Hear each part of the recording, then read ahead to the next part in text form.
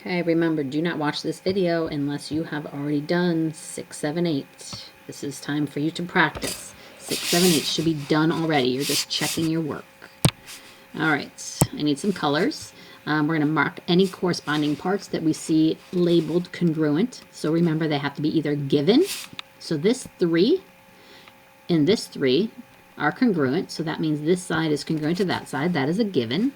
That's orange. The other thing I see is this angle. Oopsie, I forgot to label that an S and a S, right? Because that is a side. I got these two little angles here.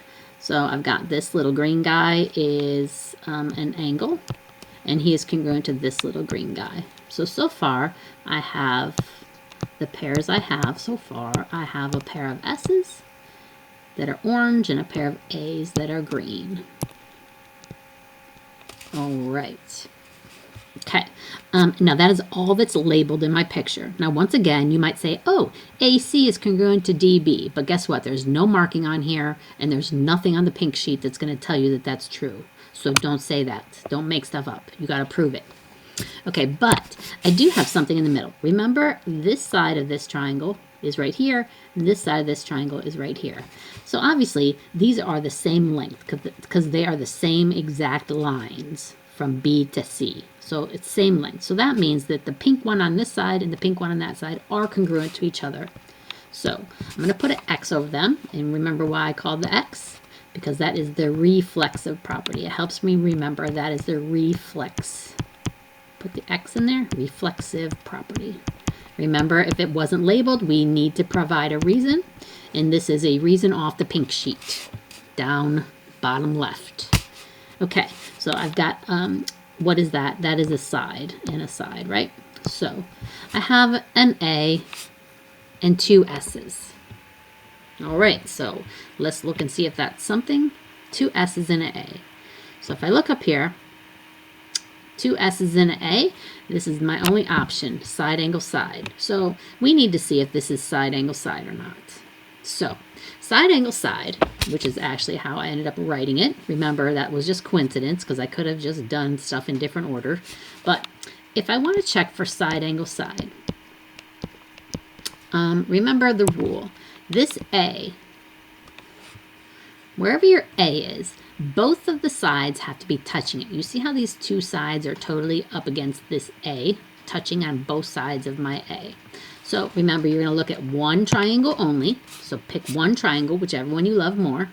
I'm going to look at this guy over here, which means I'm never going to look over here at this white guy. I'm just looking at this green guy. Okay, so I need to know, is my A touching both of my S's? So let's look at my picture. Where's my A at? My A up here is green.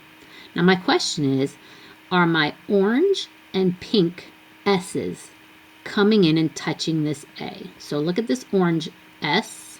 He comes in, he does touch this green A. This pink S, he comes up here, and he also touches this A.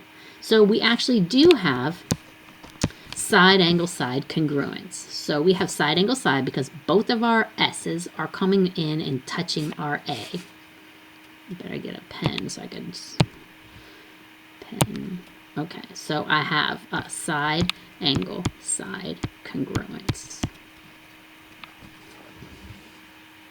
Okay, let's look at the next picture. I got my three colors. I'm going to go purple. So I've got 1 inch and 1 inch. So these two do match up here. 1 inch, 1 inch. So those two are congruent. So that is a given. So my pairs, I have an S and an S, right? So I have a pair of S's. All right. What else do I have here? I got this 3 and this 3.2. Those do not match, so I'm not going to match them. I do have some right angles, though. So you see how this right angle here and right angle here?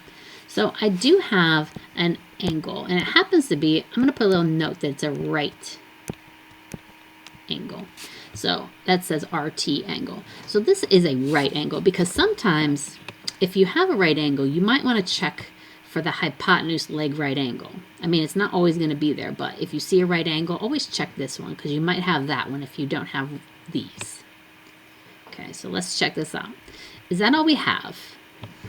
Now these, remember these are congruent because remember we have that theorem that says all right angles are congruent. That's your right angle theorem. Remember the right angle theorem? It's way on the right hand side of your pink foldable. So we can say they are congruent. So they are congruent. We have a pair of congruent and they happen to be right angles. But that is all we have.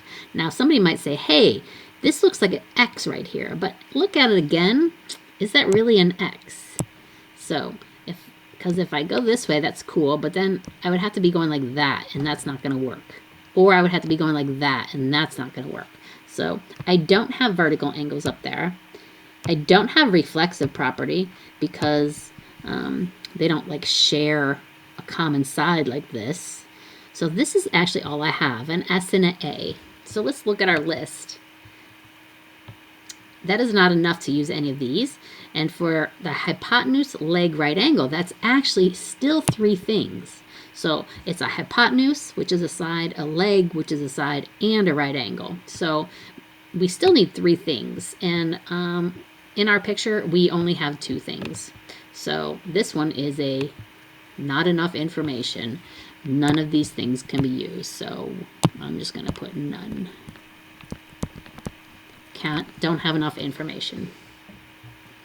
All right, let's look at the next one. Get your 3 colors. What do we have here? We have this 1.7 and this 1.7, right? So those are both sides. So it looks like I have a pair of sides. Okay, let me get a new color. I got a 30-degree angle. Matches this 30-degree angle. So those 2 are congruent. That's an A and an A. So I got a pair of purple A's. Then I got this 100 and this 100. So I should double arc those, double arc. So I do have another pair of congruent A's. So I have an S and an AA.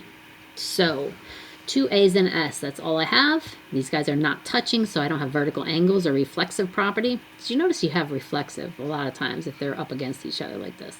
Okay, 2 A's and an S. Let's look at my list. 2 A's and an S. That could be that one and that one, right? 2 A's and an S. So maybe it's ASA. So is it ASA?